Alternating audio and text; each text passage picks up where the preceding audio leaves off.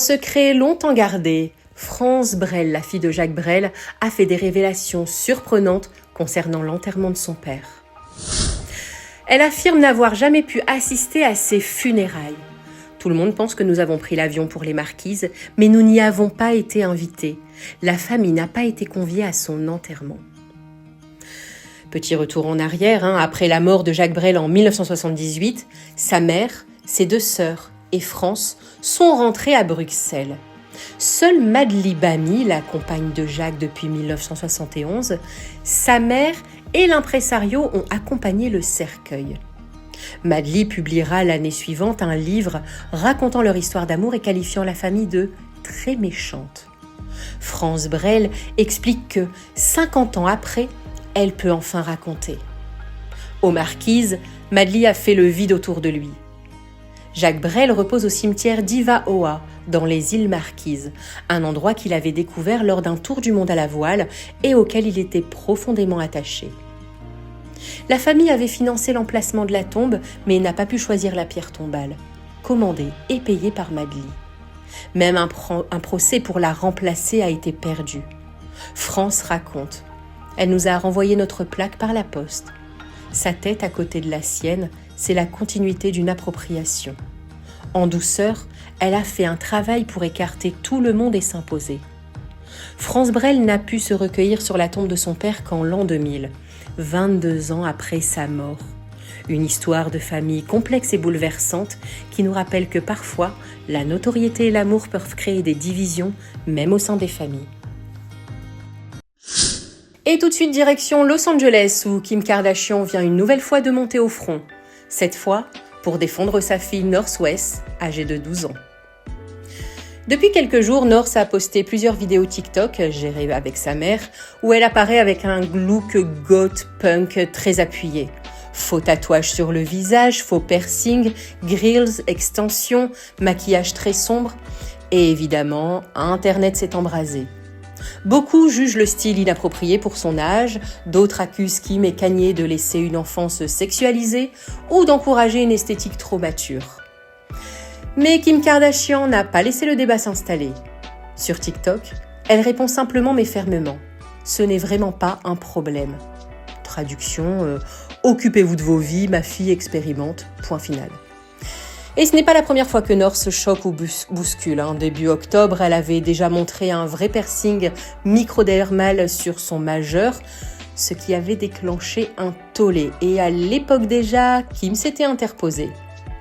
Elle rappelle d'ailleurs dans le podcast Call Her Daddy du 15 octobre que North est très mature et sûre d'elle et surtout très consciente de ce qu'elle fait.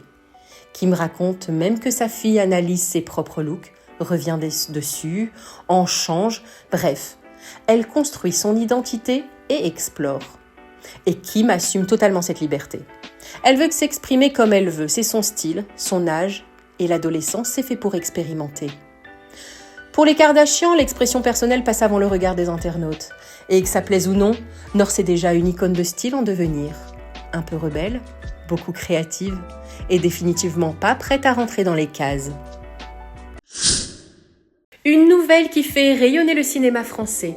La sublime Camille Cottin, l'une des actrices les plus brillantes de sa génération, vient d'être annoncée comme présidente des Césars 2026.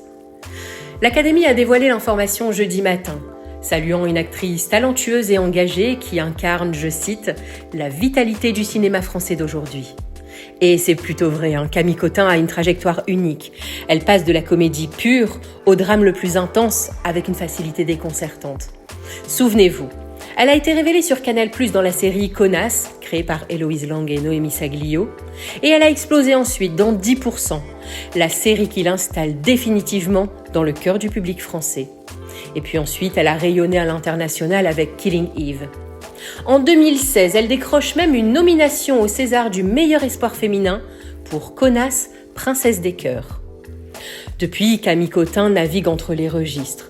2 mois, Les Éblouis, Le mystère Henri Pic, Chambre 212, autant de films régulièrement cités dans les listes d'éligibilité au César. En 2024, elle était même maîtresse de cérémonie d'ouverture et de clôture du Festival de Cannes. Pour ses discours, redoutée car toujours attendue, elle s'était entourée de ses complices Fanny Herrero et Héloïse Lang. En 2026, elle succédera donc à Catherine Deneuve qui avait ouvert la cérémonie 2025. Les Césars 2026 seront présentés par Benjamin Laverne, accompagné d'une collégiale d'artistes pour célébrer le cinéma français. Et cette fois, la présidence sera incarnée par une femme au parcours moderne, populaire et audacieux, Camille Cottin. Tout de suite, on revient sur une révélation explosive autour de la cérémonie d'ouverture des JO de Paris. Et ça concerne Aya Nakamura, Emmanuel Macron, Céline Dion et même Beyoncé. Ouais, rien que ça. Le 26 juillet 2024, Paris vivait une soirée historique. Une cérémonie imaginée en partie par Thomas Joly, avec des moments devenus cultes. Aya Nakamura qui chante sur le pont des Arts avec la garde républicaine, et Céline Dion qui bouleverse le monde entier en interprétant l'hymne à l'amour. Mais ce qu'on ne savait pas, c'est ce qui s'est passé en coulisses. Dans une interview donnée par We Hustle, Aya Nakamura a raconté que lorsqu'on lui propose de participer à la cérémonie, elle n'avait absolument pas réalisé l'importance de l'événement. Et je cite, « Moi, je ne sais pas du tout à quel point c'est une dinguerie les JO. Je n'ai jamais regardé. » Mais elle accepte malgré tout et c'est là qu'elle rencontre Emmanuel Macron. Le président lui demande « Quelle chanson tu veux chanter ?» Et Aya répond cash « Je veux chanter mes chansons !» Sauf que Emmanuel Macron aurait préféré l'entendre chanter Édith Piaf. Et Aya balance un scoop. La personne qui devait chanter Piaf à l'origine, c'était Beyoncé. Ouais, Beyoncé. Finalement, c'est Céline Dion qui récupère la performance et on connaît la suite, un moment d'anthologie. Mais Aya revient aussi sur les rumeurs qui ont explosé dans les médias. Les gens ont dit qu'elle devait chanter du Piaf, alors que ce n'était jamais prévu. Et puis, la chanteuse franco-malienne revient également sur les attaques racistes dont elle a été victime à l'annonce de sa participation. Souvenez-vous, un groupuscule d'extrême droite, les Natifs, avait brandi une banderole ignoble. « Y a pas moyen, Aya, ici c'est Paris, pas le marché de Bamako ». Aya a porté plainte immédiatement. 10 individus ont été condamnés à des amendes allant de 1 000 à 3 000 euros. 3 ont été relaxés. Cette interview confirme 2 choses. Aya Nakamura n'a rien à prouver à personne et Beyoncé au JO. On avoue, ça aurait été une dinguerie quand même. Et voilà, c'est les Chat Podcast, c'est fini pour aujourd'hui. Souviens-toi, c'est le seul podcast français qui t'offre un épisode de News People par jour. Et pour ne rien manquer, abonne-toi sur Spotify ou Apple Podcast ou ton application de podcast favorite. On se retrouve demain pour un nouvel épisode.